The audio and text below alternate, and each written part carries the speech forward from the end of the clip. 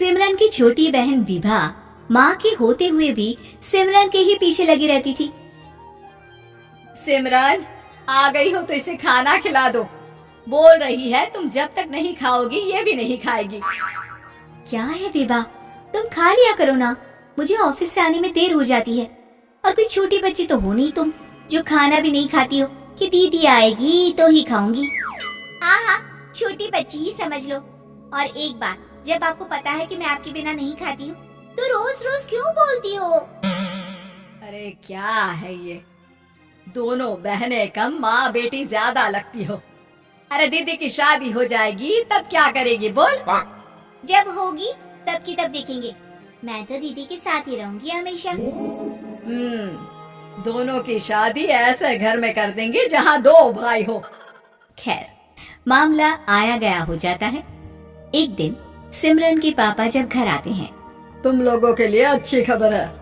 वर्मा जी है ना मेरे दोस्त, उन्होंने सिमरन बेटी के लिए रिश्ता बताया है। बहुत अच्छा लड़का है, सिमरन को भी पसंद कर लिया है और कल वो लोग आ रहे हैं सिमरन को देखने अपने घर। सिद्धांत अपने माता पिता के साथ सिमरन को देखने आता है। उसे सिमरन अच्छी लगती है और शादी तय हो जाती है। सिद्धांत की माँ कहती है, अब तो हम लोग ले जाएंगे जल्द ही अपनी सिमरन को यहाँ से। अरे हाँ, क्यों नहीं, आपकी ही है अब तो हमारी बेटी। दूर खड़ी विभा सब सुन रही होती है। अब तो दीदी की शादी हो जाएगी, फिर तो वो चली जाएंगी। दीदी के बिना मैं कैसे रहूंगी? कुछ ना कुछ तो करना ही होगा जिससे दीदी की शादी ही ना हो। सभी के जाने के बाद क्या शादी के बाद दीदी हम लोगों के साथ नहीं रहेंगी? अरे नहीं तो फिर क्यों रहेगी, शादी हो जाएगी तो अपने घर चली जाएगी ना। तो मैं भी जाऊंगी उनके साथ, मेरा भी सामान पैक कर देना। अरे कैसे बात कर रही हो विभा, दीदी के ससुराल छोटी बहन नहीं जाती। हाँ, कभी कभी जाकर मिलाना और रोज फोन पर भी बात कर लेना, ठीक है? नहीं पापा, आप तो जानते हैं मैं दीदी के बिना खाना भी नहीं खाती, ना ही मुझे उनके बिना नींद आती है। सिमरन बहन की बात सुनकर इमोशनल हो जाती है। अगले दिन से विभा खाना खाना छोड़ देती है।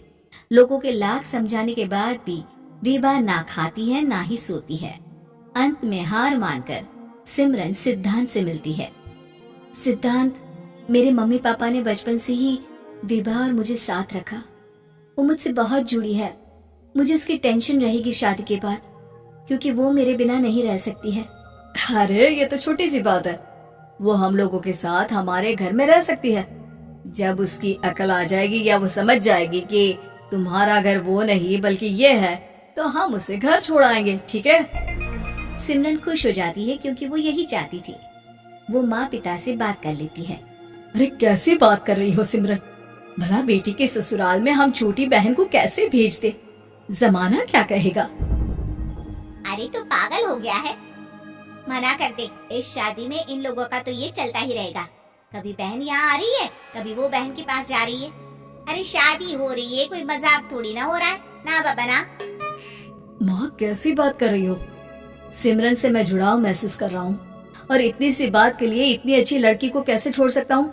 सिद्धांत की भी जिद होती है कि वो सिर्फ सिमरन से ही शादी करेगा, और होता भी वैसा ही है। सिद्धांत और सिमरन की शादी हो जाती है और दहेज में आ जाती है विभा।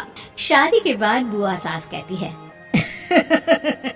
अरे माँ ना, साली आधी घर वाली होती है, लेकिन ये क्या, तुम तो उसे घर ही ले आए। तभी चाची कहती है, सिद्धांत को तो हम लोगों ने सीधा समझा था, लेकिन सबसे तेज तो यही निकला। अरे देखो कैसे दहेज तो नहीं लिया, लेकिन साली पर कब्जा कर लिया। सिद्धांत ने इस और तो सोचा ही नहीं था, लोग उन लोगों के बारे में ऐसी भी बात करेंगे। वो वहाँ से चला जाता है और चुपचाप अपने कमरे में लेट जाता है। क्या हुआ सिद्धांत, तुम अचानक से परेशान हो गए, कोई बात है क्या? अरे नहीं, वो थक गया था ना, शादी की सारी तैयारी और रस्मों के बीच सोच रहा हूँ थोड़ा आराम कर लूं। हाँ ठीक है, आप लेट जाइए, मैं विभा का बेड लगा देती हूँ जमीन पर। क्या वो यहाँ सोएगी? हाँ, बताया तो था कि उसे नींद नहीं आती मेरे बिना। तो तुम आराम से लेटो ऊपर, हम लोग नीचे बिछा लेते हैं। अरे नहीं नहीं, तुम दोनों आराम से लेटो ऊपर, मैं माँ पापा के रूम में जा रहा हूँ। सिद्धांत वहाँ से दूसरे कमरे में चला जाता है, जहाँ सिद्धांत के पिता उससे कहते हैं, क्या बात है बेटा, तू उस कमरे में क्यों नहीं सो रहा? बहू से लड़ाई हो गई है क्या शादी के पहले दिन ही? अब नहीं पापा, वो दोनों बहनों को बात करनी थी और मुझे नींद आ रही है, तो मैं यहाँ सोने चला आया। अगले दिन सिद्धांत तैयार होकर ऑफिस जाता है। ऑफिस में लंच के वक्त दोस्त कहता है, क्या बात है सिद्धांत, इतना सारा खाना एक ही दिन में? हाँ यार, वो सिमरन को खाना बनाने का शौक है तो उसी ने बनाया है। यार हम लोगों की तो सिर्फ एक ही बीवी है, इसकी तो दो है ना। सिद्धांत को गुस्सा आ जाता है।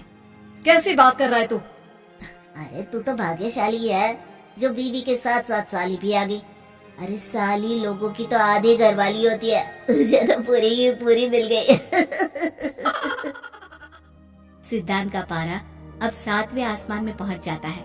वो खड़ा होकर उस लड़के से लड़ने लगता है। हाँ, मेरी शादी में मेरी बीवी के साथ मेरी साली भी आई है, ये सच है, लेकिन सिर्फ कुछ समय के लिए, क्योंकि उसने सिमरन को बचपन से ही माँ की तरह देखा और यूं अचानक वो सिमरन से अलग नहीं रह सकती थी। इसलिए सोचो, अगर मेरी बीवी उसके लिए माँ का स्थान रखती है तो मेरा दर्जा क्या हुआ? तभी वहाँ बॉस आ जाता है। माफ करना सिद्धांत, यहाँ इस मेंटल लेवल के लोग हैं, जरूरी नहीं साली सिर्फ आधी घरवाली ही हो, कभी वो छोटी बहन तो कभी बेटी भी होती है। वेल डन सिद्धांत। सिद्धांत को अब ऑफिस में कोई कुछ नहीं कहता, लेकिन आस पड़ोस का वो तो वही हाल रहता है। सिद्धांत ऑफिस से घर की ओर आ रहा होता है कि रास्ते में उसे अपनी कॉलोनी का दोस्त मिल जाता है। क्या बात है, चेहरे की चमक बता रही है, शादी से बड़ा खुश है तू, क्यों? हाँ यार, अच्छी लड़की और अच्छा परिवार मिलना कहाँ होता है जल्दी आजकल। यार हमें भी दिला देना ऐसा परिवार जहाँ एक के साथ एक फ्री की स्कीम चल रही हो। सिद्धांत को फिर गुस्सा आ जाता है। वो दोस्त को मारने के लिए हाथ उठाता ही है कि वहाँ विभा आ जाती है। अरे जीजू रहने दीजिए ना, ये लोग नहीं समझेंगे कि इंसानियत क्या होती है। ये सच है कि दीदी से कैसे दूर रहना ये मुझे पता नहीं था। आपने मुझे दीदी के पास रहने का मौका देकर ये समझने का मौका दिया कि लड़की का असली घर उसका ससुराल होता है।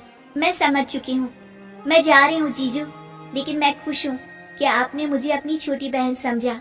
सभी उन लोगों को देखकर ताली बजाने लगते हैं। विभा अपने घर चली जाती है और सिद्धांत खुशी खुशी सिमरन के साथ रहने लगता है।